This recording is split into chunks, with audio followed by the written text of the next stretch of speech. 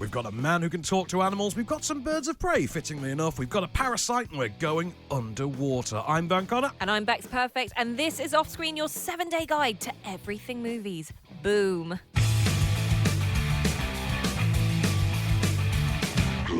Howdy, Van. Hey, Bex, how's it going? Do you know what? It's an interesting animal-based week for films. It kind of is, isn't it? Isn't it weird? I mean, even if in just the title of one. Yeah, this is an interesting one. We've got a mixed bag for you today. One which I think I'm really interested to see how bad it really is. One which I think, is going to be maybe a big surprise at the Oscars. A couple of action movies, DC Comics. We got a lot this week. We've got the whole shop going on, haven't we? So should we start with this one's? Should we start with one where it can only get better? There's no lack of controversy behind this one, is there? Dolittle. Yeah. Yeah. Previewed earlier this week, didn't it? With previews, and I have to say. Before you go into this, a friend of mine, nothing to do with movies, took herself to the cinema to go and watch this and picked up her phone afterwards and went, "Good God, what have I just watched? Why is it made up for the big screen?" Yeah, so this is directed, and I have to stress this with an asterisk, for the most part, by Stephen Gaghan. Right. Now, Stephen Gaghan's the mind behind films such as Syriana, Yes. films like that. Yeah, so it makes complete sense that if you were going to do a big budget, almost Pirates of the Caribbean style take on Dolittle in 2020, you'd absolutely get Stephen Gaghan to do it. What actually happened here is that there was something of a disagreement behind the scenes between the studio and the producers. The studio weren't happy with the cut, asked the producers to go and retool it. So the film got reshot about halfway through. And Gaghan has had contributing fellow directors. Jonathan Liebesman was one, for instance. And said producers are, of course, Robert Downey Jr. and Susan Downey, better known collectively as Team Downey. Actual thing, that's their production label. So this is the story of John Dolittle. Yeah. Roughly, it's reinterpreted from the original. Based on the books, right? It's based on the books, but in the same way that Guy Ritchie's Sherlock Holmes is based on the books, if you know what I mean. Okay. So this reimagines Dolittle sort of by way of Tim Burton's Willy Wonka. Okay. Or Tim Burton's Alice in Wonderland. So the idea... Tim Burton, strangely, always comes up. It features Downey Jr. as this newly reinterpreted, sort of closed-off, traumatised weirdo version of Dr. Dolittle. Didn't his wife has passed away and he's very depressed? That's it. His wife is a renowned adventurer. She has perished on her final, final adventure.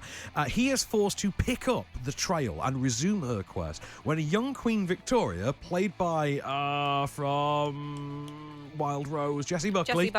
Played by Jessie Buckley. Queen Victoria is poisoned, and the only cure is from a rare flower that happens to be at the destination Mrs. Dolittle was hunting for. And he takes along on his quest his merry band of talking animals, because Dolittle talks to the animals, walks with the animals, squeaks and squawks with the animals. So that's almost like a sideline to this. Yeah, totally is. He also takes along a potential apprentice, sort of a plucky young recruit, and they are pursued. Is that of anyone of note? Not really, and they're pursued on their way by Michael Sheen as what can only be described as a more sneering, more British version of Belloc from Raiders of the Lost Ark. So I have to ask you, the Welsh accent I've heard about. You know that thing I always say, how there are no movie stars anymore? Like movie stars were dying breed. No Kirk Douglas anymore. That's it, no Kirk Douglas, R.I.P. buddy. You know how I always say that there's no real movie stars anymore, you can't just open a movie. Well, I'd like to revise that in light of Robert Downey Jr.'s accent in this film. Because it says an awful lot about Robert Downey Jr.'s star power that he can rock up to set on day one, start doing this accent, and nobody stopped him. Do you know what? Most film sets where accents are required have an accent or dialect coach available. I don't think he did. It's okay to be scared. It is his version of Welsh. Did he say boyo? He doesn't say boyo at any point, no. I heard that he did, and it was quite unnerving. It's maybe not, maybe he does. It's very bad. It's a very bad accent. Put it this way, he's dreadful in it. He's playing a Johnny Depp character, strangely enough. Right. He seems, in fact, you could imagine this actually working better if you had Johnny Depp from, say, 15 years ago doing it. Yeah. As it stands, Robert Downey Jr. doing this feels, at best, about as convincing as his Sherlock Holmes, which is not very. At worst, literally the worst thing on the man's filmography. And I say that knowing full well that he has the shaggy dog on his filmography. So this is a low bar to begin with. But alongside him, we've got people like Emma Thompson's in it as a voice. Now that's the thing, because you could hang your head on that. Okay. Like that voice cast. Emma Thompson, right? Impressive. Rami Malek. impressive. Tom Holland, impressive. Ray Fiennes, impressive. Octavia Spencer, Selena Gomez, but Craig Robinson, Jason Mantzoukas. Fundamentally, they've all done a day in the studio, right? Wow. They seem to have done 2 days in the studio. Now, that first day was for the first half of this film, and the second half was for the reshoots. You know, the reshoots are there because most of the film is taken up with basically a frame containing only a CGI animal and a badly mixed recording of a celebrity voice doing the dialogue. It is really slapped together. It is really Frankensteined. It's crowbarred in. Everything doesn't work. My friend said to me when she went to watch it, she said, so you start off with this depressed character. He's not very happy. Suddenly you're on a boat. Yeah. And and then at one point, there's so much inconsistency to it because there's obviously been 3 films made. Yeah. And because they've all been stitched together, characters' motivations change within the scene. There was a point halfway through in which Robert Downey Jr., as Dolittle, turns out and says, oh, well, it's not been a total loss. At least we've achieved A, B, C, and D. And what's really interesting about that moment is A, B, C, and D were not existing character arcs in the film. He has basically slapped all the characters on the back and congratulated them for things that they never even attempted to do. I mean, he literally said, oh, these 2 are getting on. That's nice. You're like, no, they were not getting on. I think that was in an earlier version of the film and you've just deleted it. And now you're still congratulating us. It doesn't work that way. Okay. I can see you are ready to launch into this on a massive tangent that could take up the entirety of the show. But we can't we? We can't. Okay, so I'm going to rein you back here, Van. I'm going to give it half a thumb, Marge. Let me ask you the question. Can you tell, ladies and gents, just how irate he is about this film? If you caught the previews, my condolences. If you're going to see it this weekend, just carry on listening to us and see that there is much more substantial films out there that is worth spending your money on this weekend. Dolittle, half a thumb, did you say? Half a thumb. If someone asks you to get up off the couch and go see it, don't do little, do nothing. Nice. There we are. So, Birds of Prey then. Yes, okay. Shall I take us on to a lighter note for you here? Okay, so, Birds of Prey, what we got? Birds of Prey. Well, I want to say the title because this, for me, is the longest title that I've heard in a while. Can you do it from memory? Birds of Prey, the fantabulous emancipation of one Harley Quinn. Oh, you got the one as well. No one ever gets the one. I get the one. Oh. So, look, if you're a comic book fan, if you're a DC comic fan, you cannot deny that when the disaster that was Suicide Squad came onto the screen, an icon was born, Harley Quinn. Really? Well, yes, I think Margot Robbie's interpretation of Harley Quinn spawned multiple Halloween costumes and she became something new. I really liked her interpretation of Harley Quinn. Yeah, it worked. Look, we're talking about it. She's got her own film. There's enough there, right? Okay, fine. So here in Birds of Prey, I'm not going to say the rest of the title, we follow the Joker's now ex-girlfriend and she kind of gets on with her own life without her villainous boyfriend and we see kind of all the trouble that she's causing on her own. They're all here for me. Aren't they? No. They're not? No, they're not. Do you know what that means? That means he's not just after the kid anymore. He's after all of us. Sure as hell after me. I just robbed him. You just betrayed him. You just killed his BFF. And you're dumb enough to be building a case against him. So, unless we all want to die very unpleasant deaths and let Roman go finger fishing in the kids' intestinal tract, we're gonna have to work together. To be honest with you, when the idea that all of her enemies are sort of coming out of the woodwork, I did find myself thinking it's like a BDSM Hot Topic version of John Wick 2. For the first half. For the first half, yes. It goes really very is like linear in the second half, in my mind. There's a point when it feels like that movie Crank with Jason Statham. You know when he just can't stop and he has to keep, it feels like that at times. Yeah. Early on. It's a very energetic Let's film. talk about what we really liked about this movie, okay? I think Margot Robbie is brilliant. Our wonderful producer friend and fellow critic, Johnny Hurd, has said, I could watch Margot Robbie, not for obvious reasons, but I could watch Margot Robbie read the telephone book. You know, she... The thing is, yes, of course, she's gorgeous, but actually, she's super talented and picks very varying roles in her films. And what is wrong with you? I've seen the movie Focus. Oh, for goodness sake! Look, everyone's allowed a little bit of a wobble, we'll say.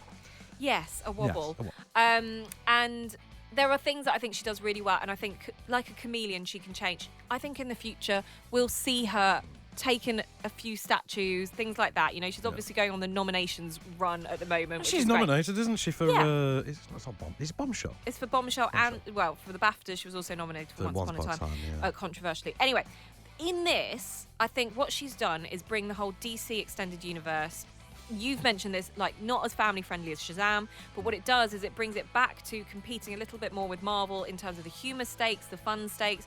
It brings it back to that, which before it's always been so dark and brooding. That's the thing, because you've used the M word, which means I now get to. Okay. Because obviously I'm not going to do it till someone else does it. That's my rule. And he's off.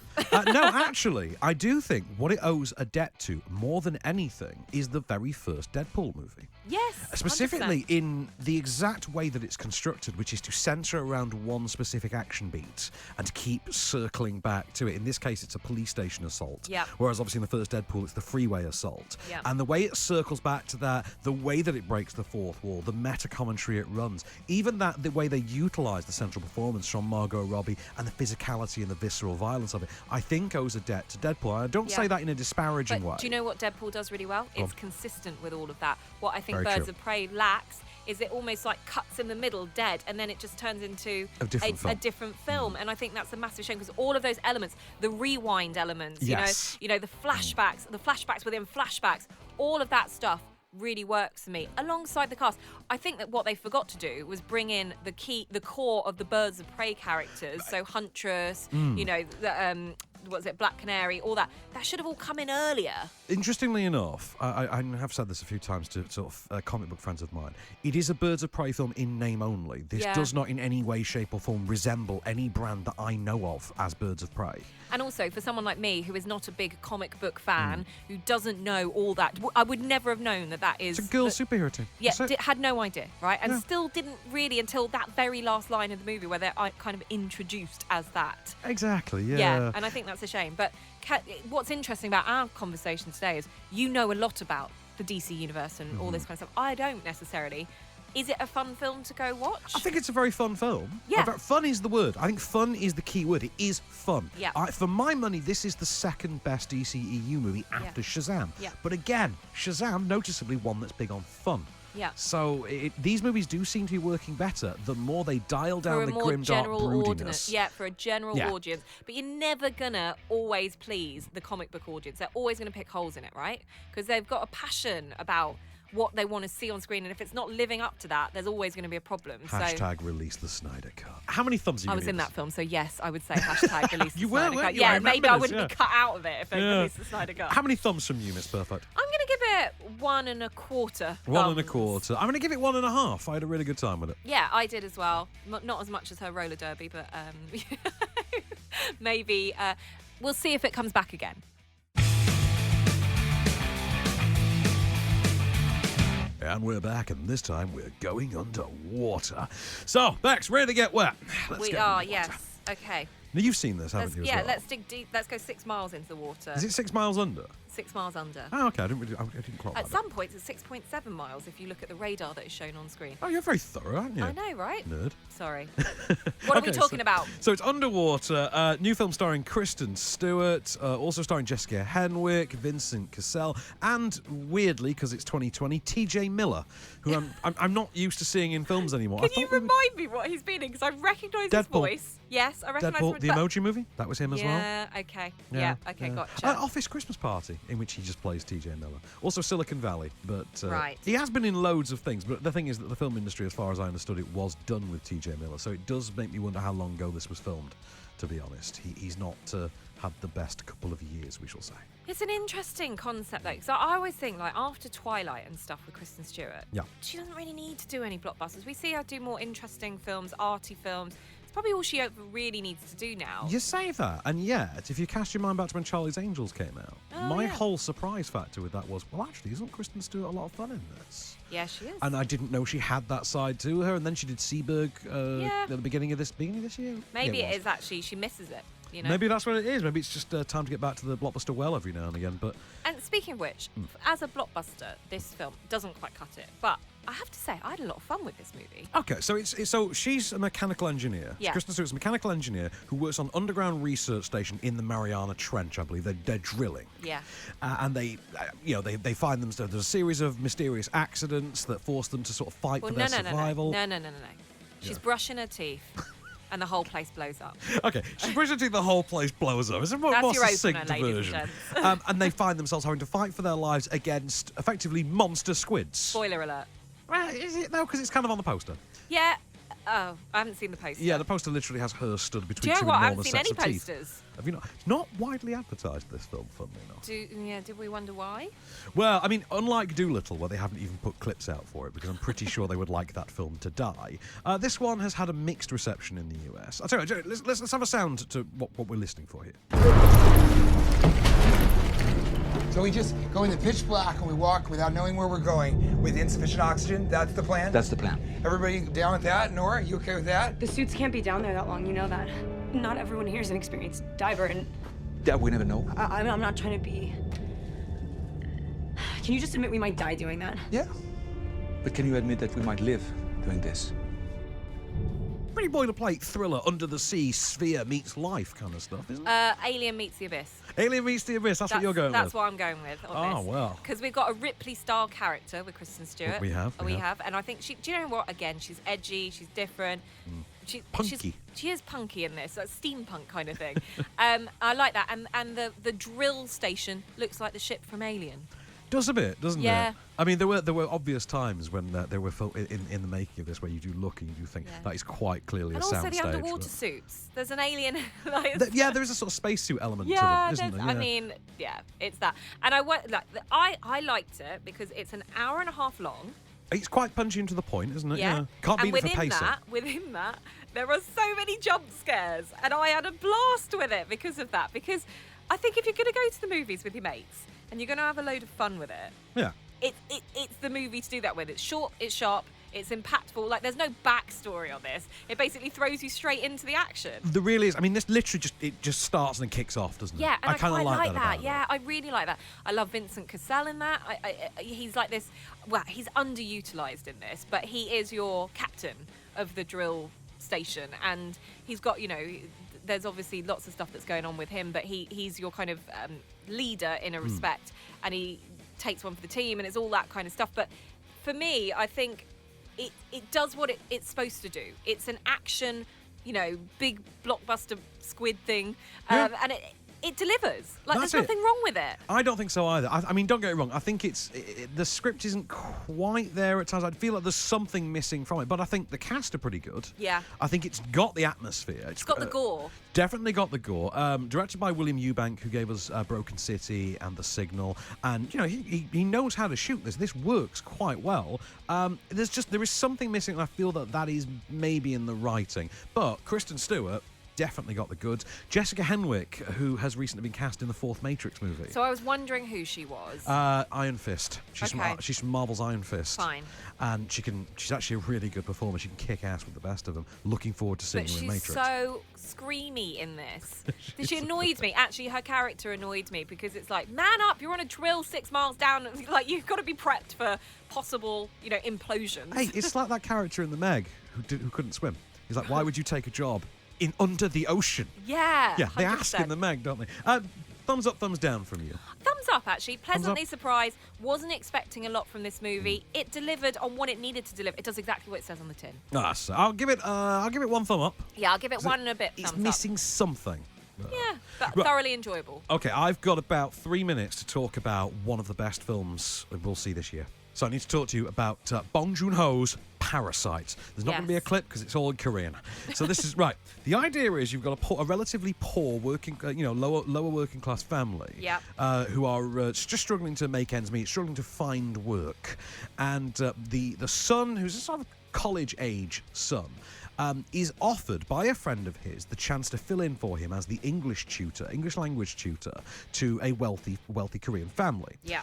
He takes the job. They fake his degree, etc. He goes along to the job and very quickly discovers, the younger sibling needs an art teacher. So then he decides, I know someone I can recommend, and he recommends his sister. So they fake her degrees, and the sister goes along and becomes the art teacher. But then they discover, well, they do employ a driver in this family, and they do employ a housekeeper in this family. So maybe if we could shuffle the deck a little bit, we can create some opportunities for... And before you know it, this poor family are effectively running this household of this wealthier family. And with that comes all sorts of twists and turns and bonkers elements you couldn't possibly predict, and it's all from the guy who made Snowpiercer. So they are the Parasite family. It's where the title comes from. That's where the title comes from. They've basically injected themselves into someone else's lifestyle and overtaken it. You hit it right on their head there, Becks. Yeah, that good. is Now literally I've heard all about the twists and turns. I've Yeah. heard, spoiler alert for me only. I'm not going to do this to you. It sounds fascinating, and I think what you need is a really well acted, really beautifully shot film that kind of gets under your skin. And this is what does it. This is what does it. It is edge of your seat, tense. It's also Despite the subtitles? Despite the subtitles, I was gripped. It's 2 hours, 10 minutes. I didn't even feel it. It felt like 90. Brilliant. I absolutely love it. Gorgeous to look at. Do you think this is going to be the surprise Best Picture winner? I would not be shocked. I wouldn't. Not after Roma. I wouldn't be shocked.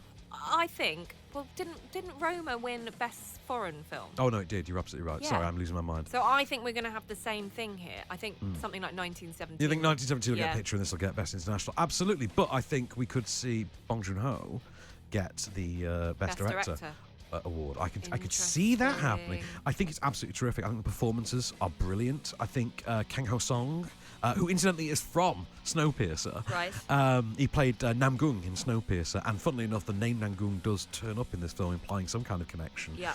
There's also weird Easter eggs where like the DVDs of Snowpiercer appear and things like that. And Clever. I had a really great time with this. I thought it was an absolutely tremendous, but it's also quite funny as well, in a really dark, sick way. Do you have to be a fan of the director's work in order to... Okay. No. I think just as a creepy suburban drama, this Interesting. is in a league Oh, of God. its Do you own. know what's going to happen? They're going to reboot it, aren't They're they? absolutely going to remake this in the English language. I Yeah. could see it happening. There is apparently, though, a TV spin-off being developed by Bong Joon-ho. Oh, okay. That's going to apparently fill in some plot elements here and there, because there's little things, not plot holes, but just things like, that's odd. I wonder if they're going to explain that. They never quite do. Yeah. Like a character turning up bruises and things. Is this a Netflix film? Is this coming out? Is this something...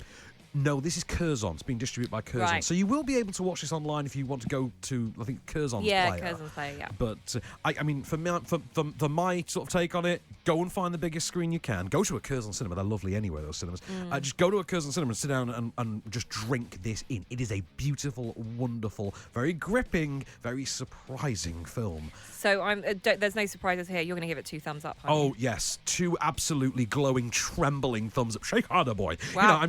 I cannot say enough in the way of positive things about this. Well, we'll see what happens on Sunday night at the Oscars. That we shall.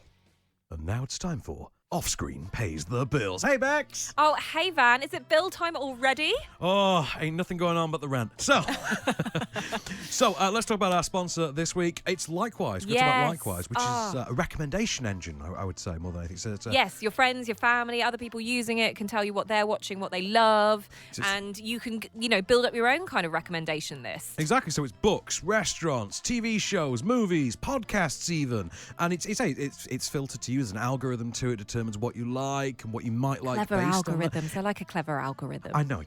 Better than a dumb algorithm, isn't it? I Yeah. like a clever one. Definitely. So as I say, you can find out all sorts of stuff about what your friends are listening and what they're into, friends are listening to and what they're into, what your parents are reading and what they're into. And there's an app on the App Store. You can get the app on the Google Play Store as well, or you can just go to likewise.com and use it as an actual sort of, it's like a social network. Kind of reminds me of the early nice. days of Facebook, Yeah. actually, in a strange way. It's actually socialising with people. Do we do that nowadays? Apparently we so. So on which note, let's get back to talking about films in which you sit in a dark room and don't talk to people.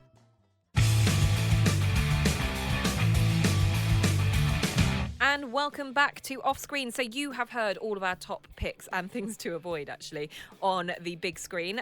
So that is consisting of Dolittle, Birds of Prey, Parasite, and Underwater. We're now kicking off with what is big on the small screen. 7 days, 7 movies. What are we starting with, Van? Okay, so we're going to start with, because we just talked about one South Korean film, so we Yeah. may as well chuck another one in. And one of the best South Korean films of this century. This is Train to Busan, which I think is only about 2 years old. Yeah. Now, Johnny Hearn was a big fan of this, recommended it to me. I watched it, and I thought, yes, that was absolutely terrific. This Zombies, Korean zombies. Zombies on a train, no less. Wow. So it's film 4, 11:15 on Saturday nights. So if you're calling it a night early, go home, get on the couch, open a few beers, enjoy this absolute belter of a Korean zombie film in which a father taking his daughter from point A to point B on the train, so between cities, happens to board the train just as the zombie apocalypse breaks out, which is something I will also get to say about another film later on. It's brilliant. Is zombies on a train better than snakes on a plane? Oh, it's a tough one. A tough one. That is a tough For a one. Saturday night viewing, I'm not sure how I feel. I think if you doubled them, I mean, I think you'd go with snakes second, just for the tone. You go with snakes on a train, snakes on a plane after zombies on a train. There is also, incidentally, a mockbuster called Snakes on a Train. Oh God! So just a. Well, look, you guys at home can make your mind up because it's on Saturday night, Film 4, 11:15 p.m. If you need something all more groundbreaking, see what I did there? Yeah. The next film, Sunday, ITV2, 6:40 p.m. Perfect prime time pre-Saturday night viewing for you is San Andreas. Pre-Saturday night? Post-Saturday? What? You Is said it pre-Saturday. Sunday, yeah. The hangover continues. Yeah, exactly. So, San Andreas with Dwayne Johnson, in which there's an earthquake. And that's really the plot, isn't it? Yeah. There's an earthquake. Here's Paul Giamatti telling us about it. They knew LA was going to get hit, but nobody listened to them. It's time now to listen. Go ahead, Doctor. Okay, in seismology terms, what we're experiencing is what we call a swarm event. Basically, California's entire tectonic plate is shifted. People need to know that the shaking is not over, and it's not aftershocks I'm talking about. San Francisco will get hit again, and it's going to be a bigger monster this time. Our models are predicting a 9.5 or greater. It will be so big that even though it's happening here in California, you will feel it on the East Coast. And what I love about that is you don't need to know anything more because he's The Rock, and it's the type of films The Rock makes, and it's the type of films we go and watch. Yeah, I always remember because it's not this one, it's Rampage, where we just take it as completely for granted that The Rock is a zoologist who can fly a plane.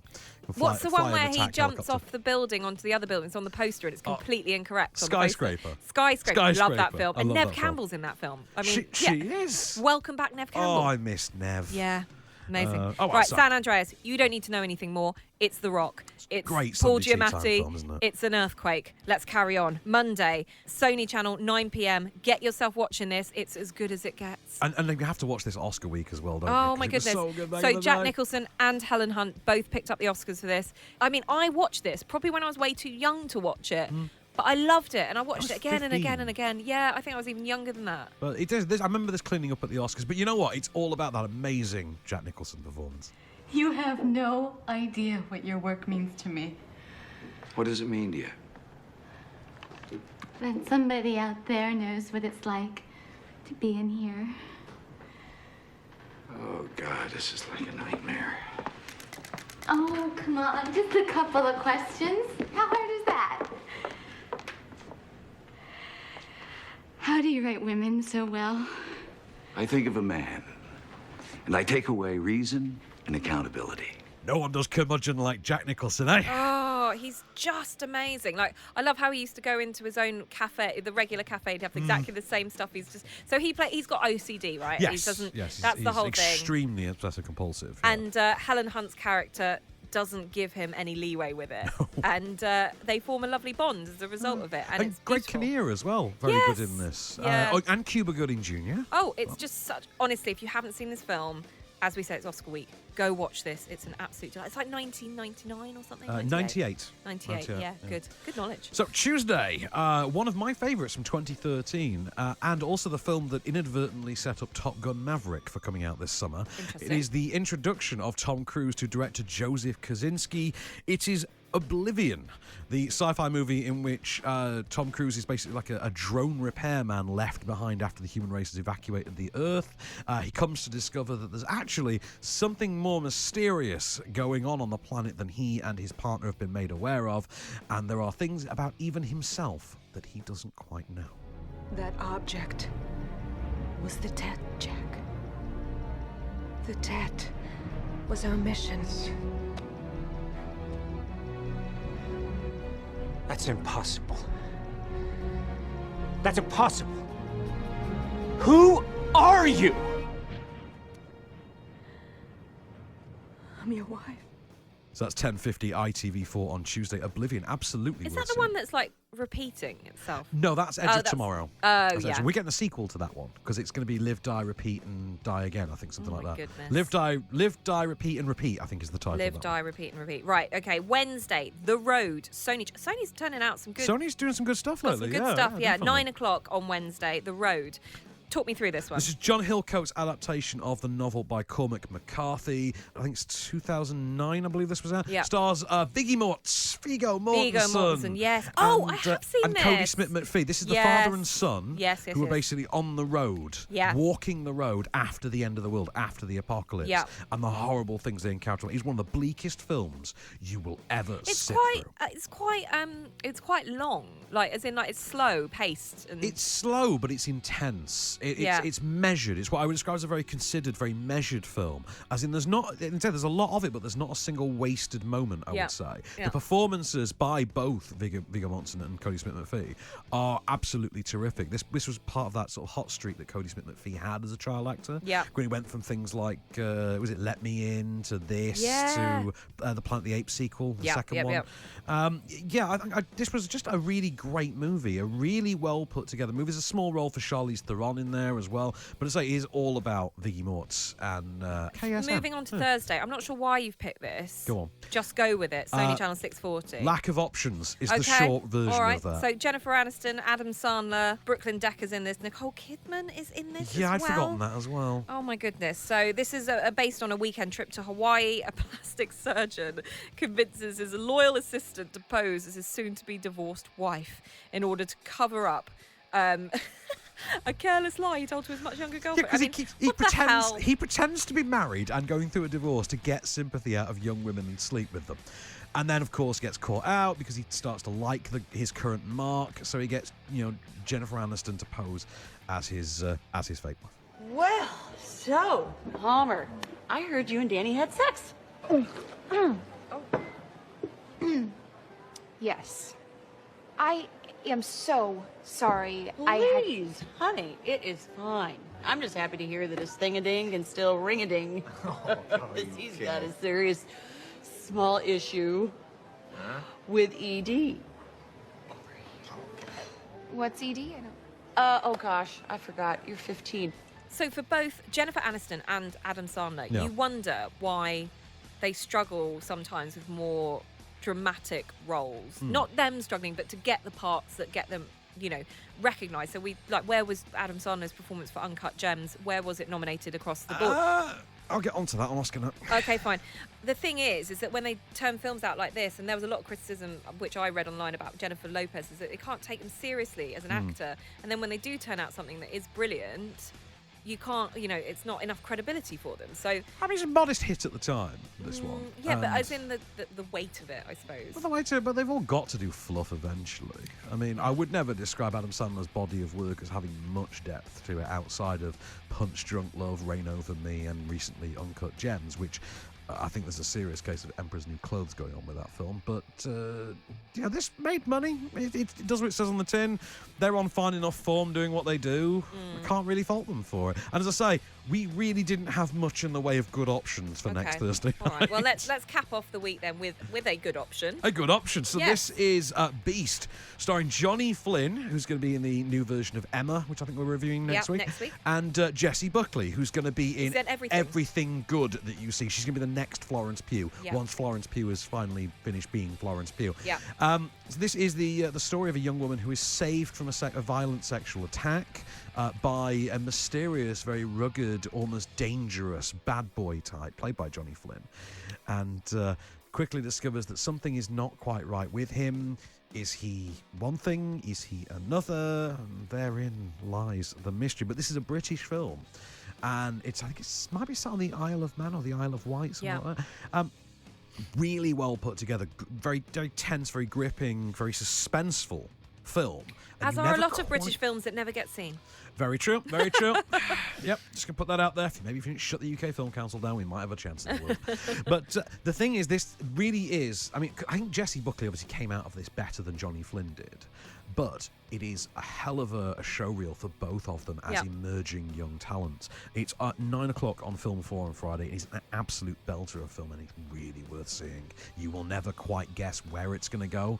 A lot of nuance put into Johnny Flynn's performance, to the extent that we as the audience really don't know either. So... Well, there we go. What a good way to end the week. Thank goodness, because we've had some right dross in the week as well. We have. Okay, fair enough. Well, that caps off our full rundown of what you can watch on the telly box for your 7 days coming up. Now, we're going to be moving swiftly on to the DVD and Blu-ray and video on demand and everything else that you could possibly want to stream.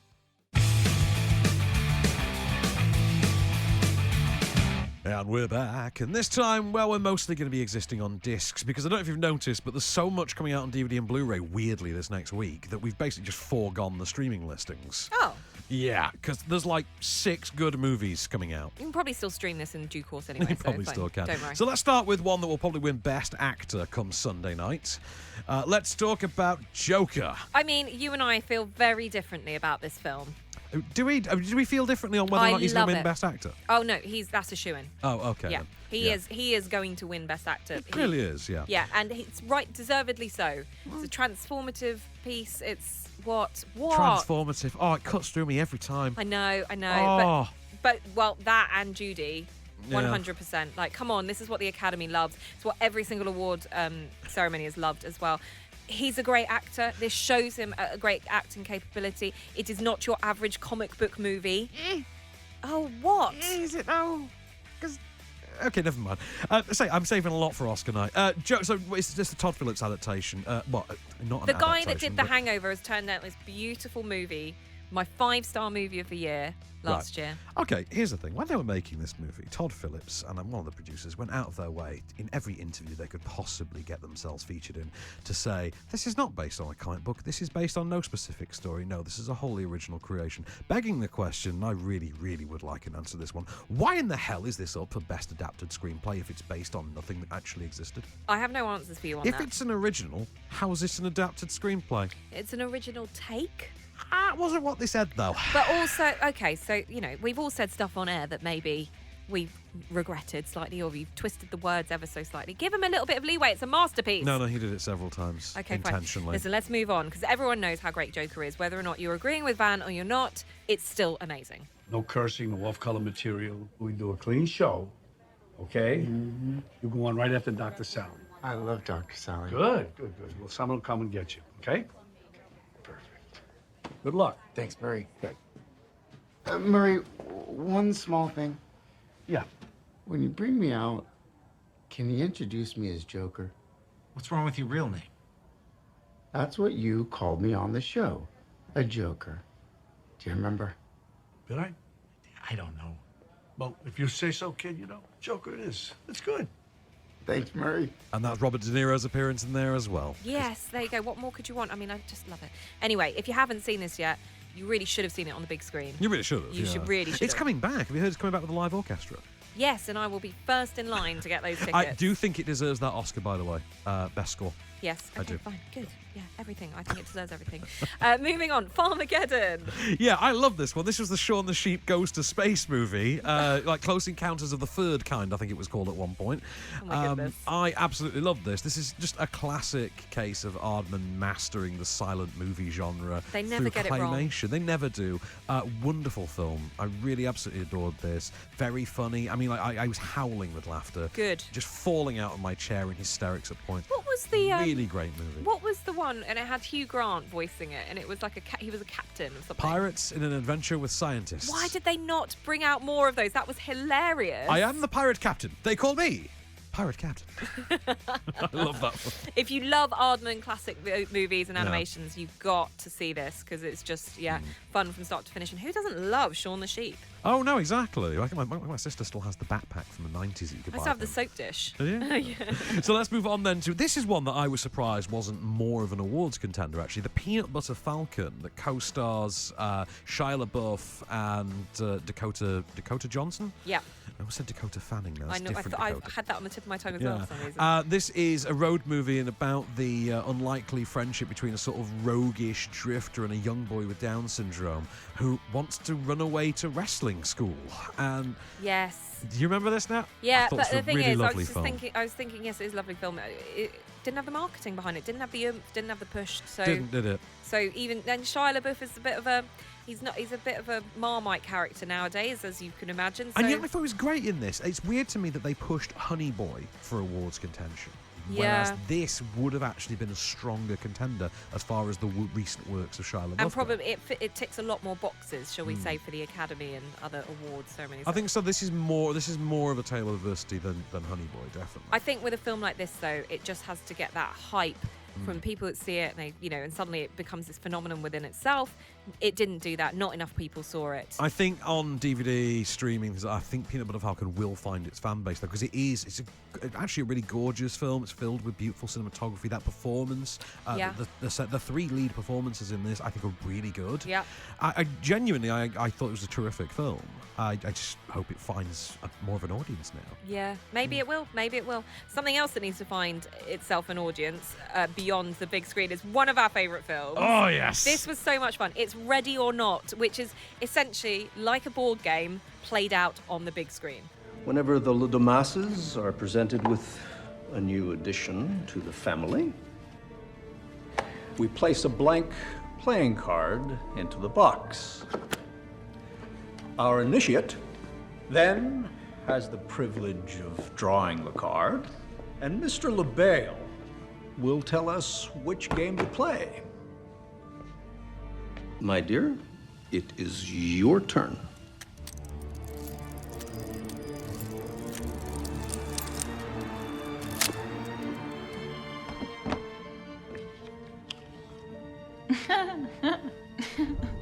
What does it say, girl? Oh, it says hide and seek. Are we really gonna play that? Everything okay? It's so fun and violent, isn't it? It is so fun and violent. I absolutely loved this. So the concept is that she obviously picks the bad card. Yeah. And it means that the whole family basically have to try and kill her. Which I think is great. I think it's a really fun movie. Yeah. I think Samara Weaving, I've been a fan of Samara Weaving since I saw The Babysitter a couple of years ago, which treads very similar terrain to this, which is the idea of let's take a relatively normal concept and then, double dive into, sort of double down on the suburban horror comedy aspect of it. I think doing that here with a sort of more upper class target in mind works a treat. I think she's a lot of fun in it. I thought Adam Brody was really good in it as They well. were all really good. There's a lot of character. It's very It's set in a house. It's kind of it's like Cluedo, but with I don't know what other games. It's almost like an old Ealing film in the way that he is confined within that mansion. Yeah. There's the old things where we used to get not old Ealing, the old Hammer films. They used to have that mansion at Bray. Yeah. And they always used to use that one mansion Love for the everything. Hammer Kind of horror reminded me of that. But that is absolutely worth seeing. Another one, because that was Ready or Not was one of my films of 2019.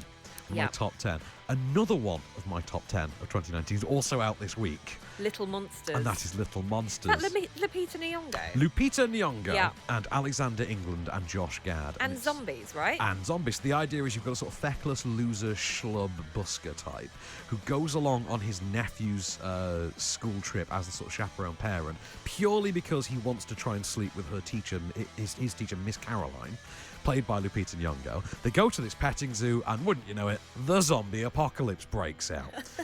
It is Australian, it is filthy-minded, it is foul-mouthed, it is hilarious. I had an absolute ball. I sat and watched this with Nick Barber. Yep. And we sat in the BFI during the London Film Festival just laughing like gibbons. End to end on this one. Brilliant. It is really out there, really extreme, But again, really hilarious. didn't get the exposure really that it deserved, I suppose. No, it did not, which is actually a real shame because I genuinely think it's one of the funniest movies because the zombie comedy genre is a very over-milked genre now. Yeah. And it's like, okay, and actually, a lot of us do think zombies. Oh, eye roll. Well, exactly. I mean, the writer-director of this film, Abe Forsyth, has since signed on to take that long gestating sort of reboot call to RoboCop. RoboCop Returns, which was going to be directed by the District 9 guy whose name escapes me. You know, the one, the one who starts making films and then never sees them through. What's his name? Anyway. Blomkamp. Yeah. Neil Blomkamp. Yeah. 50 million projects, none of them will ever see the light of day. Like Guillermo del Toro, but kind of like that. Okay. Another one you might have seen then. Okay, so this is also out DVD on Monday. Abominable. Yes. Now, this is on my list. Yeah. You know what I'm like with animated films. It's so lovely.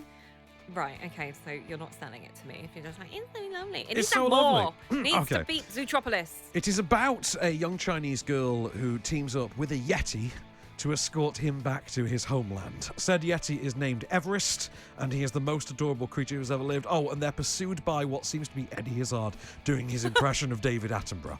It is, obviously visually extraordinary. It's bright, it's colourful, it's very orientally styled. It's sort of designed to look as rooted in East Asian culture as it can possibly be. Yep. I mean, the Yeti is literally named Everest, which kind of tells you where they're going with this. The central figure, the main character, is voiced by Chloe Bennett from Agents of S.H.I.E.L.D. The animation's beautiful. The character design is really fun and lively and enjoyable to watch. The voice talents are all a hoot. It's got great music, even a surprisingly wonderful use of Coldplay, would you believe? And yeah, I had an absolute blast with it. I think it might have been, for when I saw it, I thought it was the perfect family film. It was the kind of film that you would sit and watch with the kids kind of thing, and you'd all have a good time doing it. It's not one of those animated films where the parents can switch off. The parents will actually enjoy it, not on a filled with adult jokes level like Shrek, but a pretty good level all the same. So that's out on Monday. So let's see, what have we got next week? What's to come next week? So we've got Emma next week. Ah, yes, Emma. So I know you loved Emma. I did see it and I did love it, I will freely admit. You know Ghost is getting re-released next week? Oh my goodness. Yes, Ghost is now 30 years old, would you believe? Wow, okay. Yeah. And also, what else? Sonic the Hedgehog is next week. Yeah, we'll make that one. We've also got The Public out next week, which I don't know anything about, so I couldn't possibly tell you. No. But it's going to be a slow week because obviously there's some golden statues being given away on Sunday night, so I think they're cooling it down with the releases a little bit next week. Well, if you're into blue hedgehogs and period dramas, I think you are in for a treat. Hey, one of those films stars Bill Nighy and Miranda Hart, so it ain't a total loss. Okie dokie. And one of them stars Jim Carrey as well. Yes, there is that. They are not the same film. No, that would be a very bizarre film. But I want to see Jim Carrey in a version of Emma really badly now. Yeah, I'm intrigued to see him as Dr. Robotnik. So hang on, do you call him Dr. Robotnik? Yeah. Because this is a question people have been having. Do you think of him as Dr. Robotnik or Dr. Eggman? No, Dr. Robotnik. Yeah, me too. Every time. Eggman just sounds stupid. Robotnik sounds way better. But he looks like is it M. Bison from he does a from bit. Street Yeah. Fighter? He can't do those red costumes. Dr. Robotnik. It should be a ball band with an orange tash, right? Well, it should have been Paul Giamatti, if we're honest. But 100%. But we will give you the lowdown on Sonic the Hedgehog for our sins next week. next week. So in the meanwhile, that's it for us. I've been Van Connor. And I've been Becks Perfect. And you guys can also tune in to us on TalkSport and also Talk Radio all through Oscars night. You will indeed. Well, we are pulling double duty. We're on two stations simultaneously. 2 stations all throughout the evening, giving you all the big coverage on all the big movies that are picking up the big awards. We're like that. We're like that sitcom episode where the guy goes on 2 dates and has to disappear from one to that's what we are. That's what we're doing with Oscar night. So. But for now, this has been us on Off Screen, your 7-day guide to all movies. Boom.